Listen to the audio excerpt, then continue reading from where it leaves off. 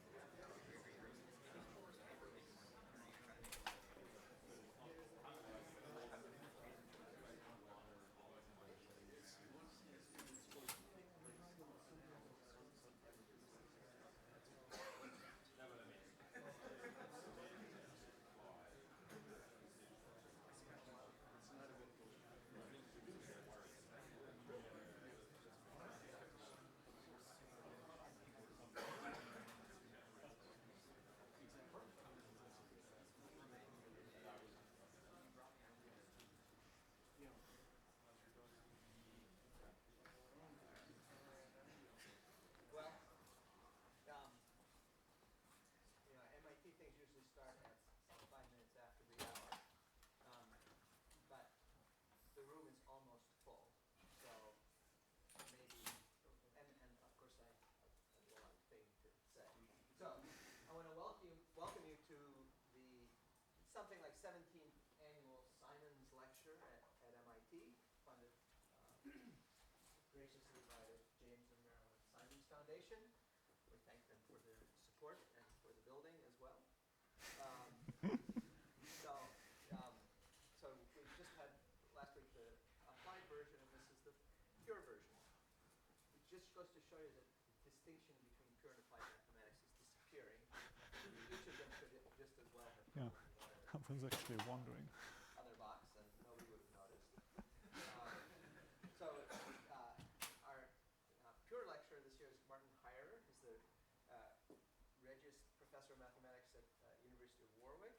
He's held that position since 2014. He got his PhD in physics from the University of Geneva under Jean-Pierre Ekman. And he's spent his entire, essentially his entire career after the PhD at Warwick with a brief stay at NYU. Martin's work lies in the interface between probability and analysis.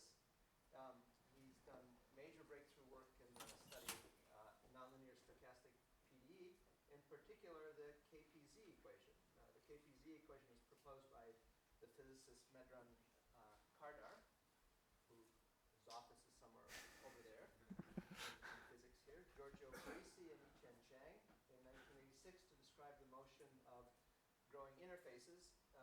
But its study has been long hindered by lack of a rigorous mathematical foundation, and Martin's work has set that foundation up, leading to this notion of theory of regularity structures, and it helps us build an understanding of the phenomenon of universality. I don't know how many of you know this, but Martin had an earlier career as well as a lover of music and rock and roll, I understand. And he wrote an award-winning sound editing program called Amadeus. The reviews are quite fantastic. I found it quite effective. So far, I haven't had to even look at the manual to find out how to use it. So I expect the lecture will be as clear.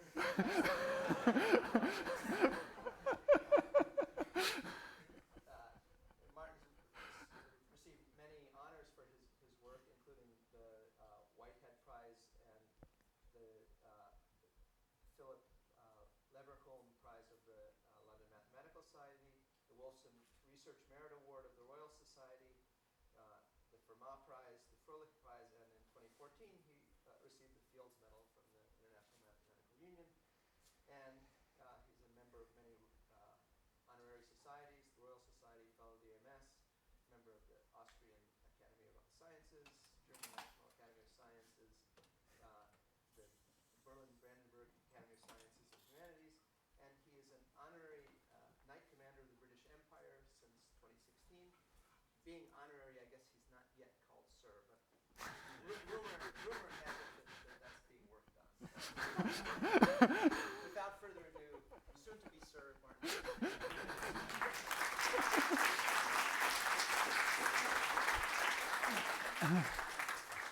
Okay. Thank you very much. Thank you very much for the introduction. And thank you very much for the invitation. It's a pleasure to be giving these Simon lectures here, and it's a delight to be in Boston, as always, although this is my first time in Trumpistan. So the topic of today is going to be a relatively sort of colloquium style talk, so it should be hopefully accessible to pretty much sort of anybody in a math department. So since I'm mostly a probabilist, I thought I'd start by giving you sort of a very brief intro of what probability is about. And so obviously we want to sort of compute or rather transform probabilities, but you want some sort of guiding symmetries. Isn't this too loud? This? No, it's okay. Strange feedback. So you want some sort of guiding principle that gives you, the basic probabilities that you start with that you want to transform. And of course, as in many areas of mathematics, one big guiding principle in probability theory also is symmetry, which essentially tells you that if different outcomes are somewhat indistinguishable, then you should assign to them the same probability. And of course, the canonical example is just a coin toss where you can't really distinguish between head and tails, and therefore each of them should have probability a half. That there's a second fundamental principle in probability theory, which is sort of somewhat the foundation of the whole subject, which is universality. And so that's a much more subtle principle, and it's one which still isn't fully understood, although it's somehow quite well understood from a physics point of view, in the sense that you know exactly what to expect, but it's much less well understood from a mathematical point of view, in the sense that, you know, even though you know what to expect, you don't necessarily know how to prove it. And what universality says is that essentially in many instances, if you have some, you know, random system where you have, which is made up of many, many small pieces, and all of these pieces evolve in some random way, or they have some randomness assigned to them, but they interact together to form sort of a large system, then very often what you see at the large scale, sort of the kind of randomness that's left over at the very large scales, if there is any, then tends to have a universal behavior, in the sense that what you see at very large scales doesn't really depend on the microscopic description. Okay, and the most basic example of this is, of course, the central limit theorem that you're all familiar with, where, you know, you take a whole bunch of independent random variables. So, for example, you could take coin tosses, and you just toss your coin 1,000 times, and you count how many tails, how many heads you get. And then what you see, if you repeat such an experiment many, many times, and you look at your statistic, you always end up with some Gaussian statistic. Okay, and it doesn't really matter whether you start with something like Bernoulli in the case of the coin toss, or some different distribution, you always end up with something Gaussian under some very weak assumptions. Now, this universality, so a slightly more sophisticated example that I wanted to start with, and this is going to be somewhat the main focus of these lectures, is somehow that's this bridging the scales, right? You start from kind of small microscopic random systems, and then you want to understand some sort of large-scale behavior, and in particular you want to understand large-scale behavior that doesn't really depend on the details of the microscopic systems. And one of the important examples is actually the discovery of Brownian motion. So Brownian motion was first observed, well, it actually wasn't first observed by Brown. It was first observed, or at least recorded, by Egenhuis about 30 years before Brown. But then, you know, nobody calls it the Egenhuisian motion, and so we're stuck with Brownian motion. Anyway, so Brown was actually observing sort of little subpollen particles that were diffusing in water, and he was observing this diffusion and wondering where it comes from. Egenhuis was actually observing, I think, particles of dust moving in alcohol. I don't remember what kind of solution. And Einstein and Smoluchowski, independently in the first years of the 20th century, gave a theory of Brownian motion, which essentially said, you know, if you take one of these little particles, you take a snapshot, you look at where it is at a given time, you close your eyes, you open your eyes a few seconds later, you ask yourself where it is. Of course, where it is going to be random. If you want to know the distribution of the position of the particle, then that evolves according to the heat equation. Okay, so the heat equation gives you the evolution of these probabilities. And this actually came with quantitative predictions of the diffusion coefficient in terms of other fundamental constants of nature.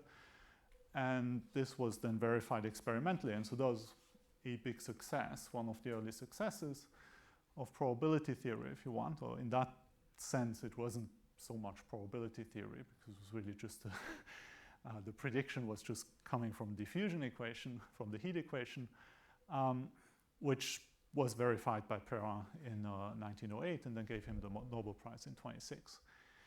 And interestingly, at about the same time, actually 5 years earlier, Bachelier submitted his thesis in Paris, and he was interested in the evolution of stock prices.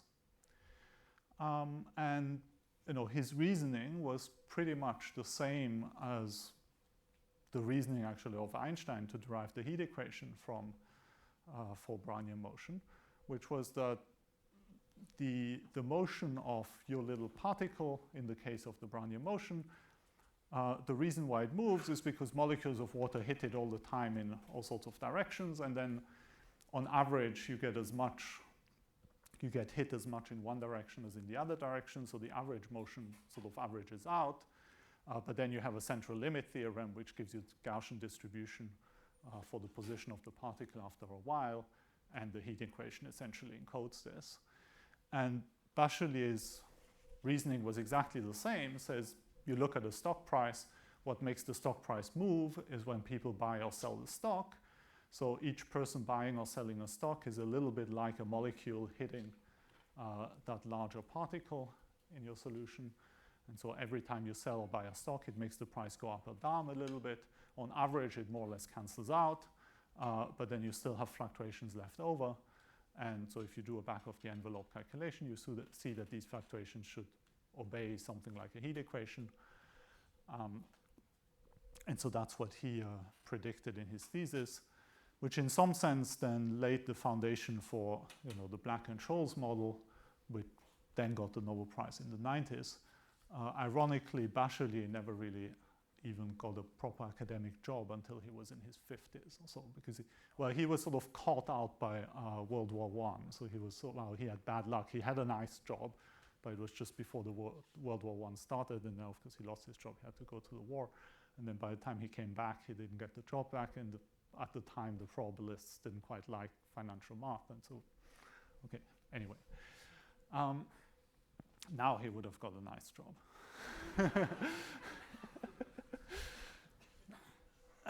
So this Brownian motion is one of these examples of universality. So then as a proper mathematical, so here the description is really via the heat equation, right? But you would like to have a more precise mathematical description of the actual motion of, the sort of wiggly motion of these particles. And this is a local speciality here. So this was obtained by Wiener in the late 20s, who was, of course, a professor here at MIT. And then to some extent, so the sample path somehow looked like this. So this is a Brownian motion as a function of time.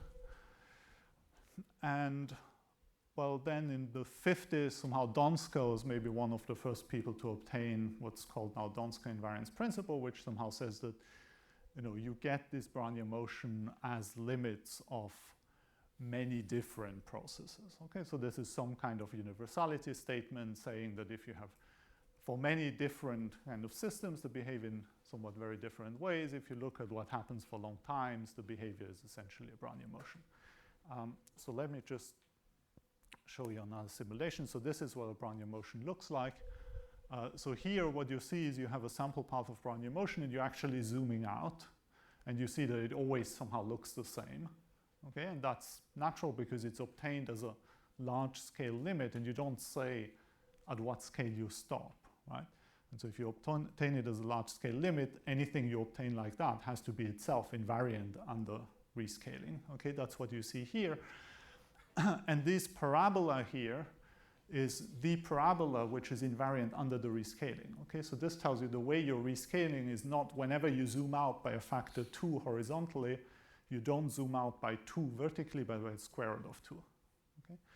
And so what you say here is that Brownian motion is scale invariant with scaling exponent 1/2. And the 1/2 refers to the square root, which refers to this horizontally lying parabola, which is invariant under descaling, under which Brownian motion is invariant. Now, so this was a one-dimensional object. So for example, you can ask yourself the question, what about 2 dimensions? Okay, so in 1 dimension, the simplest example which converges to this Brownian motion is a random walk, where at every step you flip a coin, and if it comes up heads, you move by 1 step to the left. If it comes up tails, 1 step to the right. And then you take a limit for large times and you rescale things properly. You converge to a Brownian motion. Now here would be a 2-dimensional analog. You take some bipartite lattice, like for example this honeycomb lattice or just Z2, and then you look at all possible functions on this lattice with values in the integers that change by exactly plus or minus 1 when you look at an edge, okay, at the values on the 2 sides of an edge. Okay, so whenever you look, this value minus this value should be either exactly plus 1 or exactly minus 1, and you look at all functions that have that property. Okay, that's somehow sort of a 2-dimensional analog of this random walk, where between any 2 successive times we either moved up exactly by 1 or we moved down by exactly 1. Okay, so the random walk would correspond to this, but for the lattice where you just have a one-dimensional lattice. And then you can ask yourself what happens when you rescale this at very large scales. And well, here it becomes already much, much trickier. So the standard conjecture is that what happens at large scale should be described by an object which is called the free field, or the Gaussian free field, which is again a Gaussian object. So like Brownian motion was a Gaussian object in the sense that if you take, for example, the evaluation at any time, it's a Gaussian random variable. Or if you take any linear combination of evaluations, it's always a Gaussian random variable. Here it's the same thing, but you obtain already something extremely rough. So you obtain a Gaussian surface, if you want now, which looks like, so this here is a simulation of the process that I explained on the previous slide. This here is a simulation of the object that you conjecture you obtain at the scaling limit, and the vertical scales are slightly different. That's why the colors don't look exactly the same, but otherwise they look somewhat, they have very similar features. But here the object is, first it's very singular, so it's not a random function anymore. So it's actually a random distribution in the limit. You can see this here in the conjectured covariance function, which actually blows up when the 2 points are taken at the same point. And for the particular model that I explained on the previous slide, actually this is not even a theorem. Okay, so even though this seems very, very simple, but as far as I'm aware, this is not a theorem, it's only a conjecture. There are somewhat similar models, so some of them studied by, well, Alexei also in particular. So some of these models have some kind of integrable structure that allow you to compute things, and then you can show, so for some of these models, you can show that you converge to this free field. There are other models maybe where they depend on a parameter, and you can show that in certain limit, when one of the parameters goes to infinity or is large enough, then you converge to this free field. But the situation already becomes much more complicated. So then, but this is still somehow a free system, and free here is in the sense that you get something Gaussian in the limit. Okay, so like in the case of the random walk, so getting something Gaussian in the limit is essentially a sign of having somehow a lot of independence and a lot of sort of additive structure in a way in your system. And when, so what is Gaussian here is that if you take, for example, any finitely many points and you add up the, okay, so the thing is not, so here you have to take test functions because you can't evaluate at points, right? So you take so finitely many test functions, you test your distribution, you have a random distribution. Okay, so you test against these test functions, that gives you a finite number of random variables, and these are jointly Gaussian for any, finite choice of test functions. So it's Gaussian in that sense. Okay, and so in this sense, there's a notion of being a Gaussian variable with values in any kind of linear space, right? So as long as you can test with sufficiently many linear functionals, and you want that what you obtain is always jointly Gaussian for any number of linear functionals on your space. Okay. So here is an example where you get something non-Gaussian. Okay, so that's a very well-known model in probability theory called the Ising model. And so here what you do is, again, you have a grid, and this time at every point in the grid, you just assign either the value +1 or -1. Okay, so this time it's not even all possible integer values, it's only +or -1 at every point. And the way you assign the probabilities is to say that the probability of a configuration, sigma, so sigma here is now just a function that assigns +/-1 to every site. And the probability is proportional to e to the sum over any pairs of neighbors of the product of these sigmas. Okay, so essentially you look at all possible pairs of neighbors, and if the two neighbors have the same sign, then you get a +1 contribution here, and if they have opposite signs, you get a -1 contribution. And of course, if beta here is positive, it means that if you get a +1 contribution, you have something which has a larger weight, so higher probability, -1 get lower probability, so things want to be aligned, so they want to have the same sign. But of course there's an entropic effect, which is that there are much less contribution where, so you would say, well, maybe you just see everybody having the same sign after a while. Well, you don't, because there's only one configuration that has, all of them have the same sign. There are many, many configurations where, many neighbors have opposite signs. And so in the end, because you have that many of those configurations, there's a kind of entropic effect, which means that you tend to see those as well, okay? And so what happens here is that for different values of beta, you have very different behavior. So here you see the behavior for different values of beta.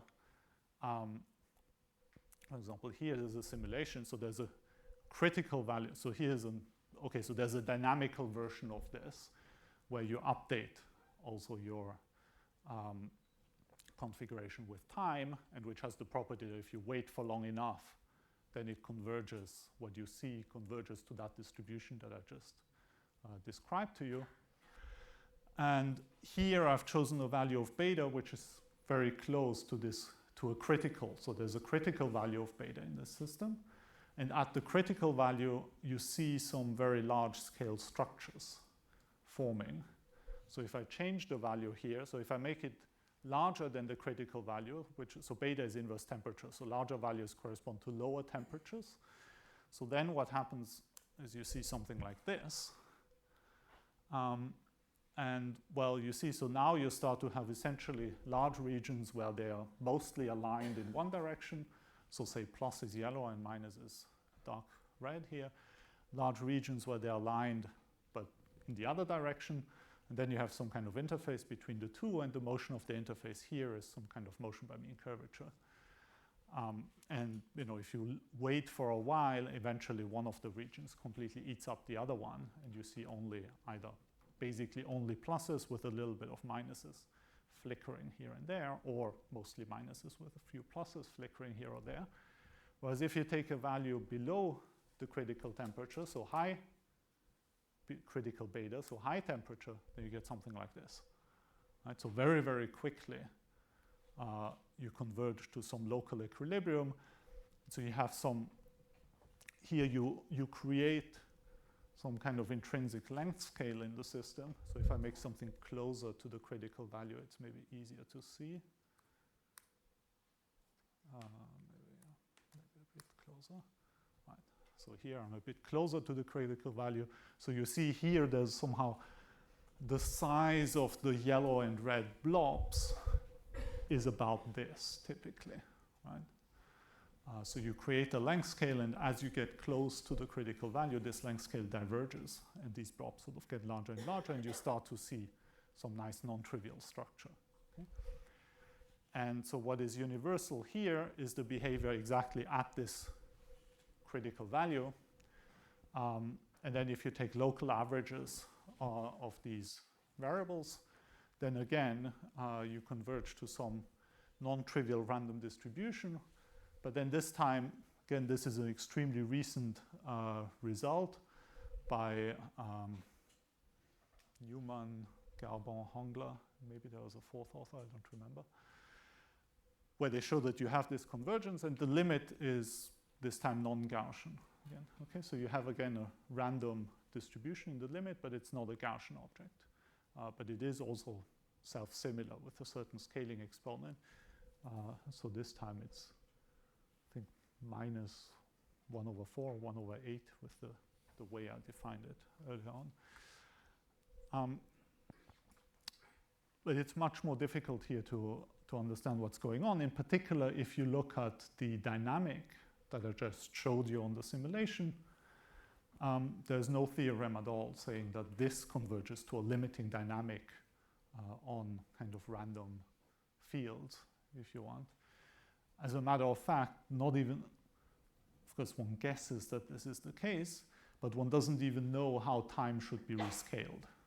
Okay, so so what physicists would call the dynamical scaling exponent is actually not known for this example, and that's one of the simplest non-trivial examples you can cook up. So let me just give you a final example of, which goes somehow in the same series of examples. And so that's examples of interface growth models. And so that's related to this KPZ universality class.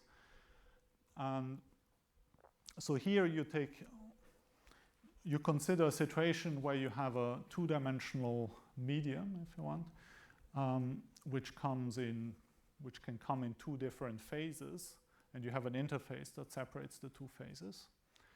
And now you're interested in the evolution of this interface. And what you're interested in is not so much the mean evolution, so you start, say, with something flat, and therefore it would just not move, or it would move in a straight line. What you're interested in is the fluctuations of the interface around its mean motion. And again, you can come up with many mathematical models that are supposed to model this kind of situation.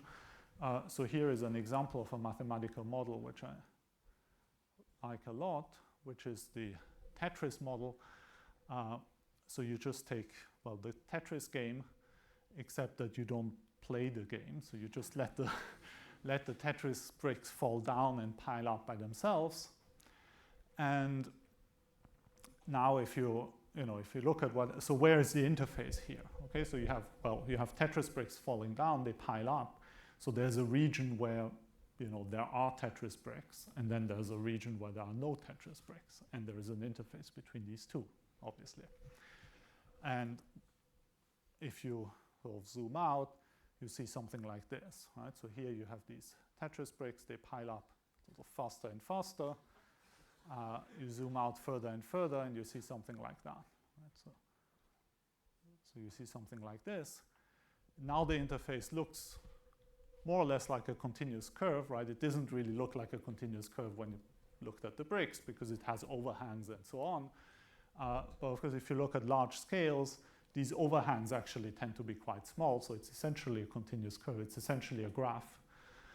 And what you're interested in is the description of the evolution of this kind of curve. And again, you expect that this doesn't depend on detail. So in particular here, it shouldn't depend on whether I let Tetris bricks fall down or other kind of shaped bricks. The important fact here is that they can also somehow move sideways. So if you only let bricks of size 1 fall down, right, then there's absolutely no interaction between neighbors. And then it would look completely different. So it's important that there's some sort of interaction between the neighbors, which is given here by the fact that Tetris bricks are bigger than size 1. But then for most models of this type, you expect to actually see the same kind of limit. And here you get in the limit, so again, it's conjectured for example, this Tetris model. There's no theorem about this Tetris model. So there's a model which is, of course, much more well-known or well-studied than this Tetris model, which is called ballistic deposition, which is more or less the same, a slightly simplified version. And for ballistic deposition, one has any number of numerical studies that one wants. It's a very well-studied model, but there's essentially no mathematical theorem either. So even for the simplest models of that type. And again, so there are some models that have some integrable structure. And for those models, one can actually compute some of these scaling limit. And one can show that there is a limiting, so there's one particular of these integrable models for which, so here are sort of simulation for several models of that type. There's one of them for which very recently people have been able to give a complete characterization of the limit. So now one knows what the scaling limit is. So that's a recent result by Matecki, Remenick, and Costel for one specific model, which has a very strong integrable structure, which allows you to compute essentially everything. One can completely characterize the scaling limit. So in particular, one knows the scaling exponents, and one knows, for example, starting with certain initial distributions, like the flat one, for example, you just start with 0, then one knows exactly what the distribution of the fluctuations above a point is in the limit, and this distribution is not Gaussian also. So this is again one of these scaling limits which is not Gaussian.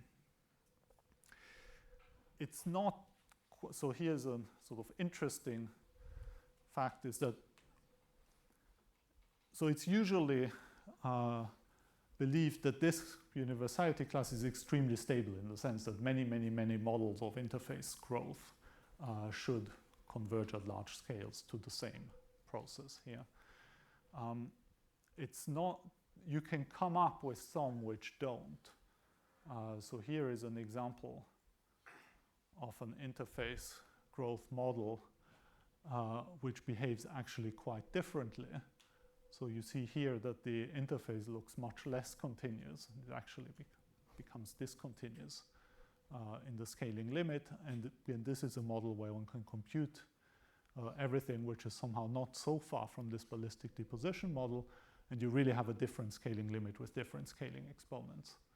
And which is also non-Gaussian, but which is in some sense much more closely related to Gaussian objects. So it's more of a free kind of model.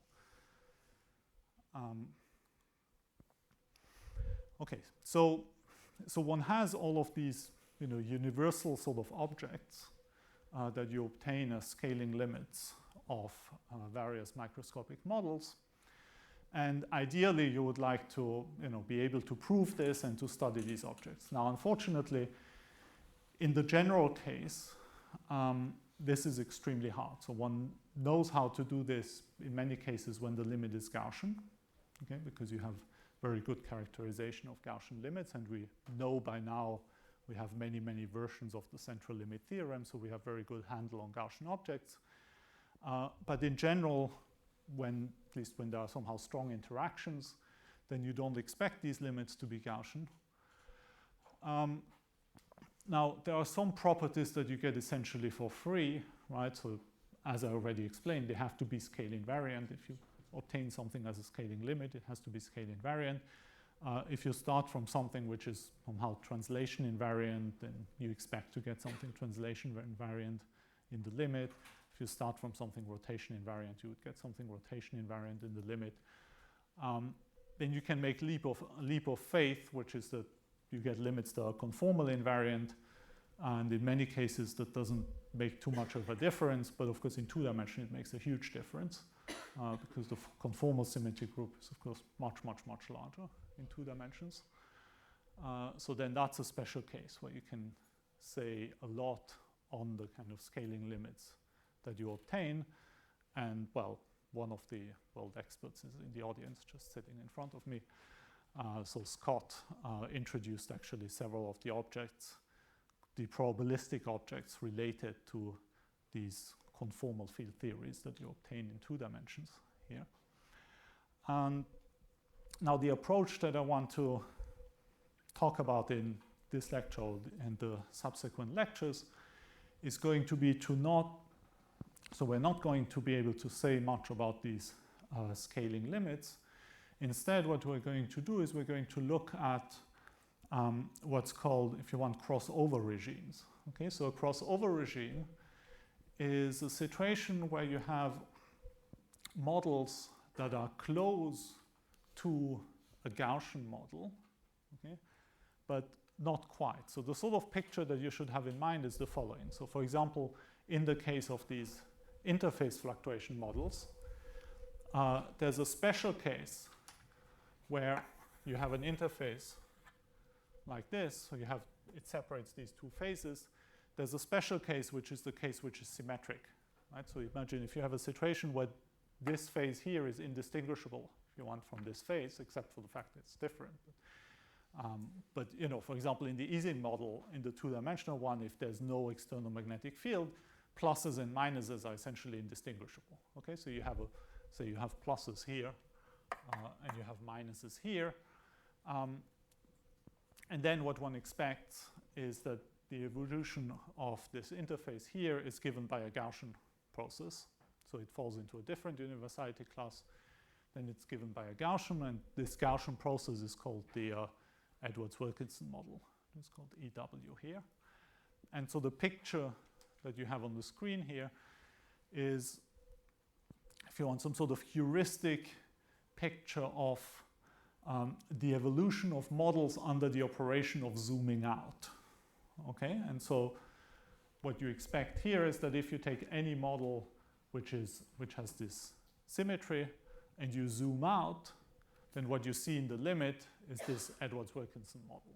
Okay, so if you start from something on this green line, so the green line corresponds to the symmetric models, and the screen here is the space of all possible models, then if you start somewhere on this green line, which would be a big infinite dimensional space, when you zoom out, you should converge to this Gaussian object, which is called the Edwards-Wilkinson model. If you start from somewhere else, which doesn't have this symmetry, then you should converge to this KPZ fixed point, which is the limit of the Tetris model. Okay, it should be in the same class as the Tetris model. So the Tetris model would be a model somewhere around here. And now you can ask yourself, what happens if I start from something which is almost symmetric? Okay, so if I start here on this blue line, okay, I start very close from the green, but just slightly away from the green.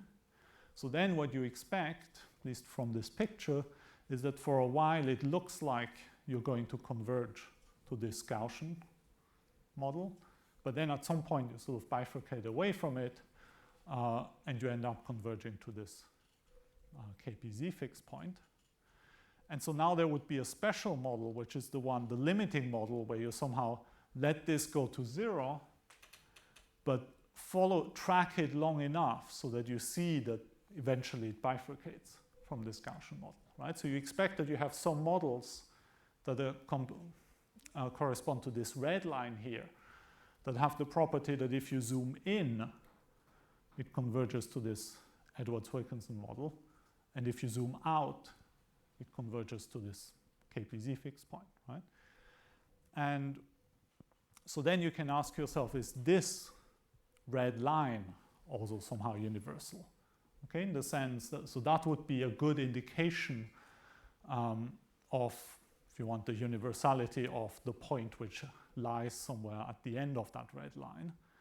And so what does this mean? It means if you start from something which is almost symmetric, and you zoom out, you have a parameter which tunes the asymmetry, you let that parameter go to 0, simultaneously you zoom out, but you have to zoom out just the right amount so that you're somewhere a finite distance apart, if you want, on that red line, then you should see an object which is the same for all models of that type.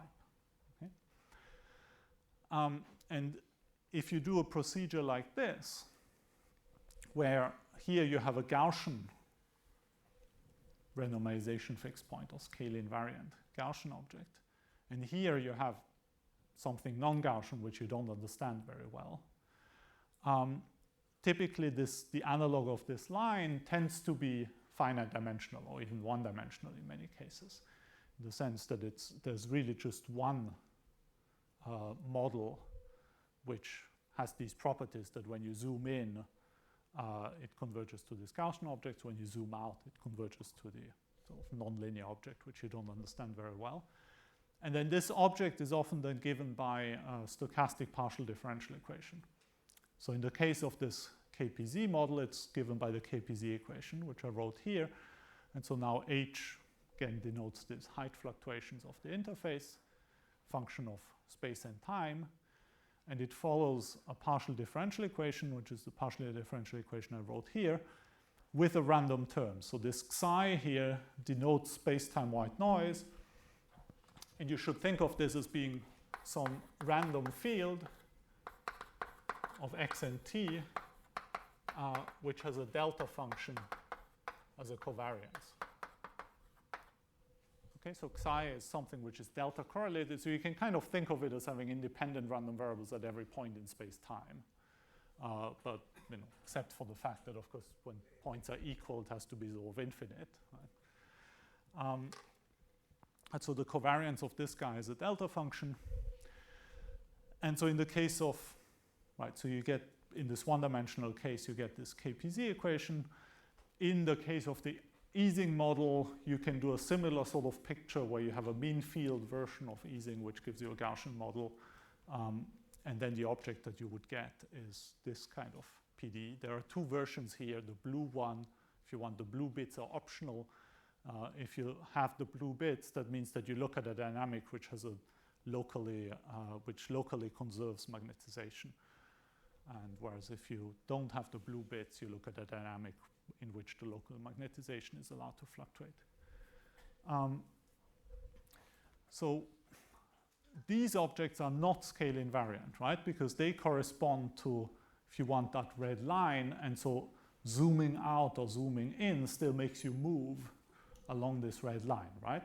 So they are not themselves scale invariant. And so you can see this. I mean, if you formally just do a change of variable and you look at this equation, you rescale it, you find that there is no rescaling under which you get exactly the same equation back. Okay, so there's always one of the coefficients has to change.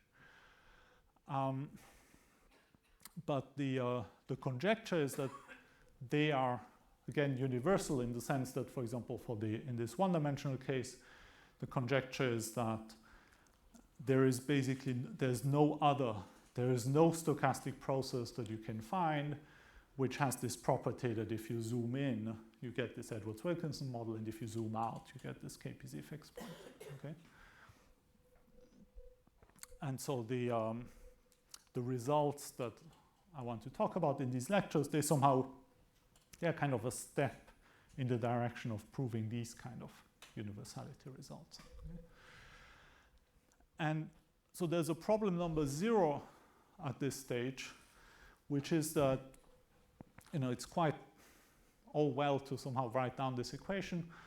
The problem is the equation is actually kind of ill-posed. Okay, so the equation doesn't really have much of a meaning as it's written.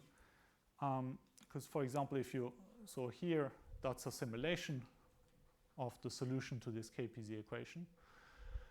And, well, if you freeze time in this simulation, then what you see here looks very much like this Brownian motion trajectory we had earlier on, right? And in particular, it should be, and that's true, that's a theorem. And so in particular, it's scale invariant under this 1/2 exponent. Means at every point, it kind of looks like a square root in some sense. Right? And so it shouldn't have a derivative at any point.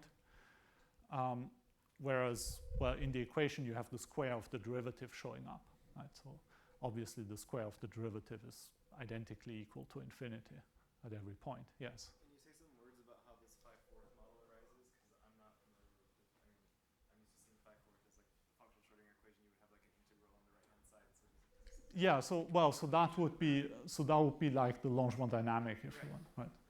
Yeah. And these are two different Langevin dynamics corresponding to two metrics, to L2 and H-1 metric. And so what you have to do here is that these constants, formally you have to somehow set them equal to infinity so that they cancel out the right kind of infinities so that you get a finite object in the limit.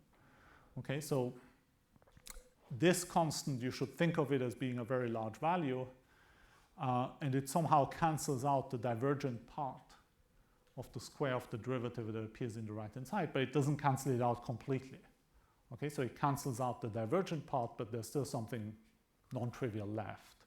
Okay, so I don't claim that what you get is the same as if you simply trashed the red term and trashed the constant.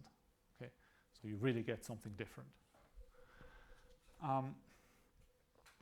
Okay, so here is a general theorem. Yes? Sorry, this might be a silly question, but why was the other derivative, the second derivative of H not red as well? Oh, yeah. Well, that one, you can always view this as a distributional derivative. Right? So just taking derivatives, you can take, in the sense of distribution, you can take as many derivatives as you want of any function, locally integrable function. But the problem is to square it. Right? So that's the problem. Okay, so this is really some sort of a synthesis of a series of works with various co-authors, and so there are different works with different subsets of these co-authors,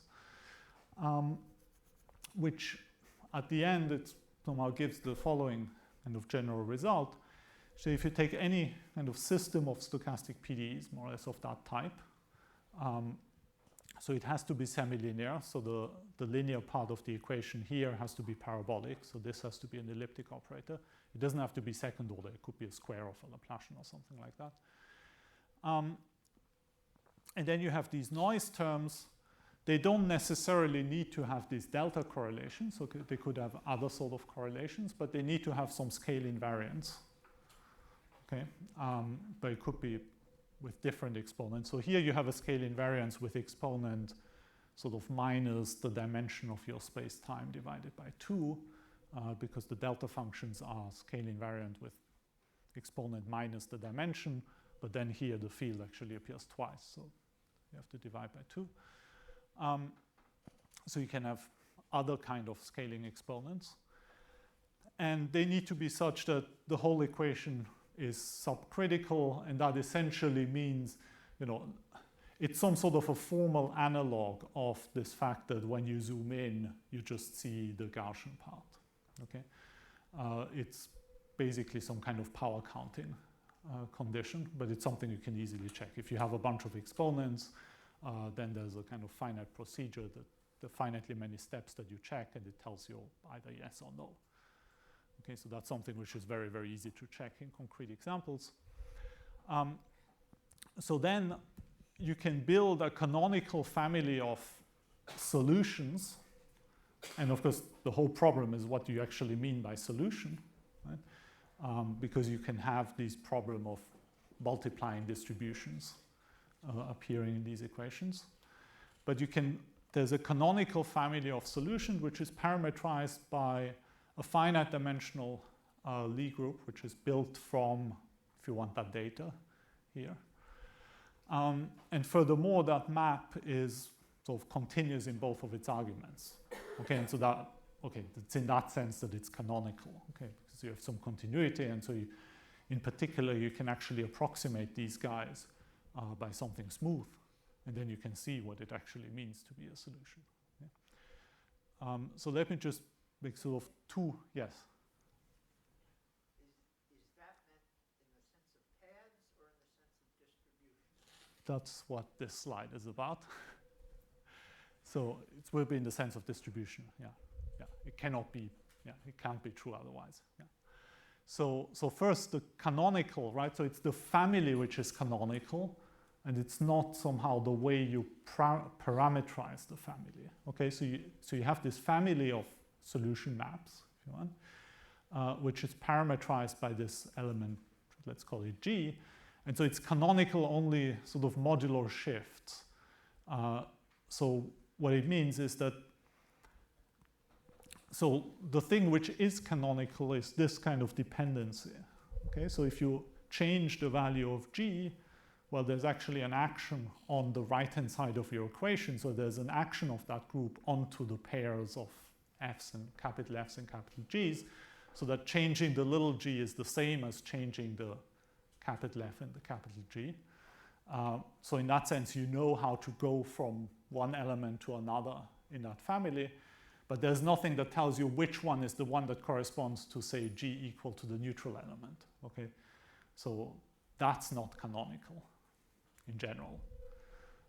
But the whole family as a family is canonical.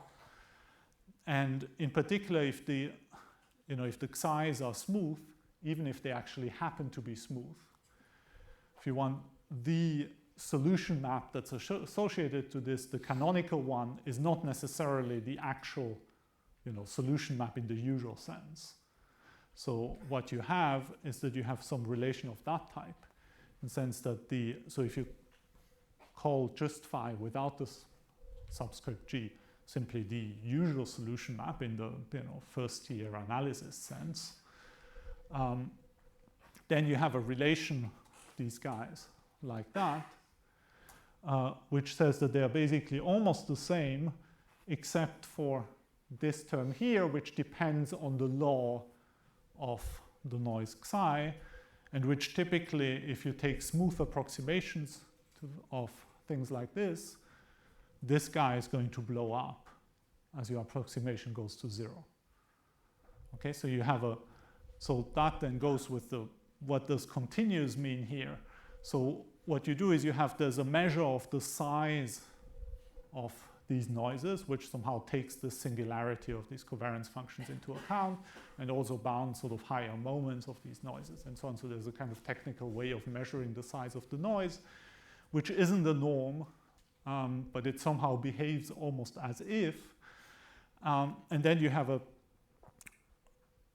continuity in that sense. So if you take a sequence of noise processes that are uniformly bounded in that way of measuring their size, and which converge to a limit in the weakest possible sense that you can imagine, just weak and in probability also, then the solution maps also converge in probability. Okay, so in that sense, you have a continuous dependence, but it's a probabilistic kind of continuous dependence. Okay? So so if you take an instance of that noise, okay, so typically you can also show a negative result, which says it is impossible to find a Banach space so that your noise almost surely lies in that Banach space, and also that your solution map is continuous, as a map from that Banach space into, say, distributions or something. Okay, so in that sense, it's hopeless to expect to have continuity. And the continuity statement here is really a kind of probabilistic statement. It's not, okay, there is an analytic part, of course, to the proof, but in that sense, it's not the usual kind of continuity statement that you tend to have in analysis or in PDE theory. Okay, so the last 5 minutes, so let me just give you a few hints on the sort of what are the steps of the proof of this kind of theorem. So the critical part in the proofs is to notice that even though, so as I mentioned already, so these objects, the solutions to these stochastic PDEs, are not themselves scale invariant, okay? But they locally are supposed to look like something which is scale invariant. And so actually you can write them locally as a linear combination of things that are themselves scale invariant with different scaling exponents. Okay, so the deterministic analog is, well, if you take a PDE which has smooth solutions, say a parabolic PDE like here, which has smooth solutions, well, then smooth means that at every point you have a Taylor expansion. That means you can write it as a linear combination of things of the form, z minus z0 to the k, and these are scale invariant with scaling exponent k. So it's some kind of a notion of smoothness. And then what you want to do is you want to work in spaces of random functions / distributions that have this kind of local expansion. And you take this as a kind of analog of a space of smooth functions, and you want to build a fixed point problem on these spaces. And so just to show you what this looks like, so if you take this example here, so it's something like a KPZ equation, but with nonlinear terms in front of the noise and the nonlinearity. So then locally, you have a kind of expansion like this. So here, I use a notation where this guy represents the noise. A straight line represents convolution with the heat kernel, so the Green's function of the heat equation. And a red line, bold-faced line, represents convolution with the derivative of the heat kernel. And so, for example, this picture here means take psi and convolve it with the heat kernel.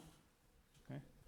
And so you have to lowest order, you just say, well, the solution is a function, so it has a value, and then it's continuous, so locally it looks like this value times the constant function 1.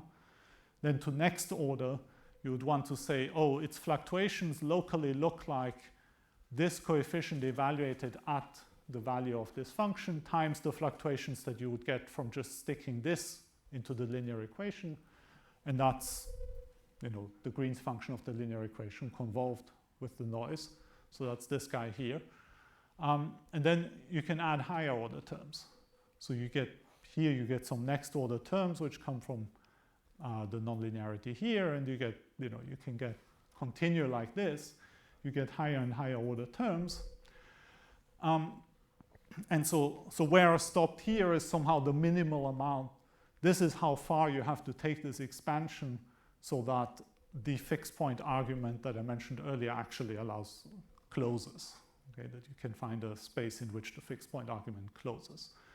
Okay, so there you can imagine that then you have to sort of come up with a relatively general theory to deal with us, because if you want to do this by hand, it becomes immediately sort of very unmanageable.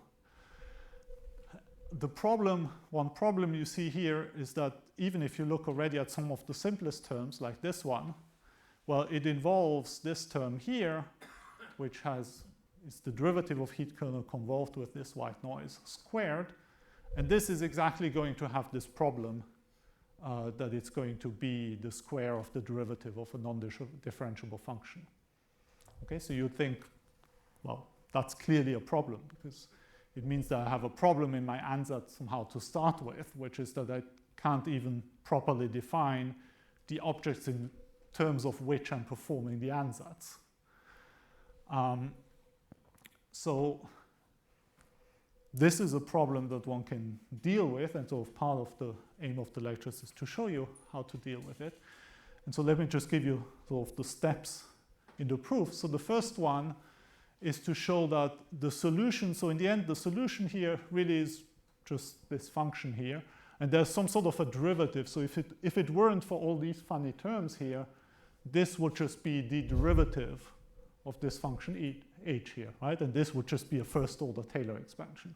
And then there would be an h second over 2 times x squared and so on. Here there's stuff in between. So this guy is not, well, I already told you the solution is not differentiable. So this is not actually the derivative of that one. But in many respects, it somehow still behaves as if. And so you can show that this pair here depends continuously on the data of all of these objects that are given by these little symbols in some natural sort of topology which enforces a number of algebraic relations between these objects. So they have some sort of natural algebraic relations between them, and you enforce them in that space, and then it depends continuously on that data. And then you want to replace some of these guys by renormalized version, where you somehow redefine what you mean by the square, for example, so that, well, something which is not supposed to have a square actually has one. Okay? And when you do this, well, you have to do it in such a way that all these relations that you enforce here, they are still enforced for these renormalized objects, so that there's still a notion of what it means to build h and h prime from these objects. And you can do that. And then you want to, so this is parametrized by some group, and that's the same group as the one that appeared earlier on. And then what you want to do is you want to find a group element which depends now on the law of this driving noise, which has the property that it turns the expectation of all the negative degree guys to 0. So all of these objects come with a degree, some of them have negative degrees, so you want to recenter those. But so it's a kind of nonlinear form of recentering, because it simultaneously also satisfies these algebraic relations which are nonlinear. So you recenter things so that this expectation vanishes, and then you show that this is actually the correct way of recentering that makes everything stable. So that if you take something smooth, then you just build these objects in the way you want to build them, the canonical way. Then you do this recentering, so that changes the definition. But then it shows that this is the right way of recentering, so that then you can pass to the limit, and that you get the same limit no matter what approximation you chose. So you get this stability here. And in the end, you want to show that, well, doing this fiddling around with things actually can be emulated, if you want, by simply changing the equation, by just changing the right-hand side of the equation. And so that then sort of completes the picture. And so in the next 2 lectures, I will focus basically on this part here. So I'm not going to talk about why you can show that you have this continuous dependence on that data. So I will focus more on this renormalization part, which shows that you can perform this recentering and show how, what kind of structures show up there. Okay, so I'll stop here for today. Thank you very much for your attention. I think we have time for a couple of questions. Any? Yes, Professor Stroop. So presumably there's dimension dependence here. I mean, your white noise gets worse and worse and worse. So, yeah, so that's hidden in this condition, which was this subcritical, right? So then this subcritical, it's a condition on these exponents, and the exponents are dimension dependent. The other question I had, so you constructed a solution. Is there any uniqueness statements that you have? Well, there's a uniqueness statement in the sense that you have this continuity, right? And so in that sense, any reasonable way of building one would give you the same thing. You see, you have this continuity, and it refers back to the classical notion of solution, right? So. When you use computer to simulate cell KHZ, how does your computer read the equation? Because there's a C. Oh, yeah. So actually, there you actually just take one of the discrete systems which you know converge to this KPZ equation. System, you need to figure out the C. Yeah, but you see, so the effect of the C in that case is somewhat trivial, because the right-hand side of the equation, you see, so the right-hand side of the equation only depends on derivatives here. And so the effect of C is exactly the same as solving the equation without the C and then subtracting C times T. So all you do is you sort of keep on recentering.